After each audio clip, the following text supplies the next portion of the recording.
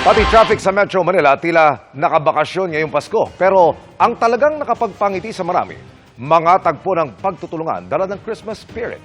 Ma-inspire sa pagtutok na ito ni June Veneracion. Sino ba naman ang hindi mapapaligon kapag ito'y nakita? Isang mamahaling all-terrain vehicle na tadtad ng Christmas decor. Sa harap, gilid hanggang likod. Pero higit sa ganda ng sasakyan, mas nakamamangha ang dalang Christmas spirit na nagmamaneho nito. Solo siyang namimigay ng pagkain sa mga nanlilimos sa kalsada sa may Pasay Rotonda. Hindi siya nagpa-interview sa harap ng kamera at nakiusap na huwag ipakita ang muka. Pero ang sabi sa akin ng 22 anyos na negosyante, ngiti at pasasalamat mula sa nabibigyan ay okay na raw sa kanya. Isa sa nabigyan si Rachel na pinoproblema ng mga oras na yon ang pananghalian nilang tatlong mag-iina. Na-touch po ako kasi sobrang bait po eh. Kahit po sa konting pagkain, at least po nakapagbigay po siya. Matamis din ang ngiti ng halos 100 pamilya ng Upper Lugsad, Calabanga, Camarines Sur at Upper Panikwason sa Naga City na nasa paanan ng Mount Isarog.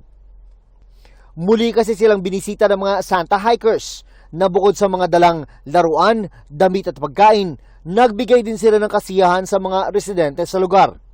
Nag-hike kami pag December, nahihiling mi na karumayong day namamati duman sa taas ang essence kang Christmas. Habang nagkakagrabe ang kasalibutan tadigdi, mga party-party, ito mga aki duman sa taas, itong mga pamilya duman, busy sinda sa itong aral daw nindang pagkabuhay.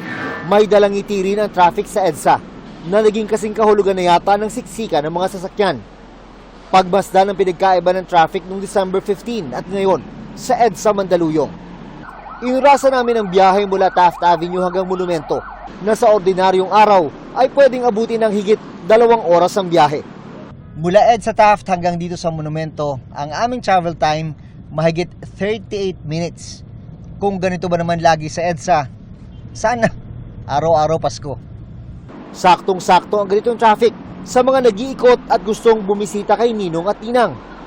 Ibang usapan na kung sila ba ay magkikita. Inanak ni Ninong ko. Sana Ninong ko magpakita na. Nagtatago Ninong ko eh. Pero para kay Benedict, na pamamasada ng motorsiklo ang kinabubuhay. Maluwag sa maluwag, kaso lang hindi naman pabor sa amin yung kailangan maraming biyahero. Doon lang kami magkakapera. Maluwag din ang traffic sa NLEX. Walang kaproblema kahit sa Balintawak Toll Plaza. Holiday pa rin bukas kaya halos wala ring inaasahang magbabago.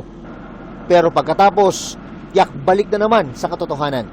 Naku, mahirap nga pagpasukan na, hirap nga, traffic na. Para sa GMA Integrated News, June Veneracion, Nakatutok, 24 Oras.